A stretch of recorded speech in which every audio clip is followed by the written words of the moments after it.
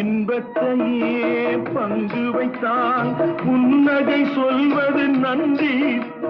துன்பத்திலே துணை இருந்தால் கண்ணீர் சொல்வது நன்றி. வாழும் போது வருவோர்க்கெல்லாம் வார்த்தையாலே நன்றி சொல்வோம்.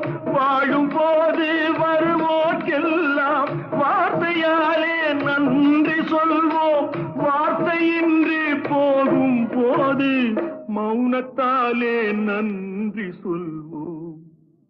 அந்த 4 பேருக்கு நன்றி, 4 பேருக்கு நன்றி, அந்த 4 பேருக்கு நன்றி.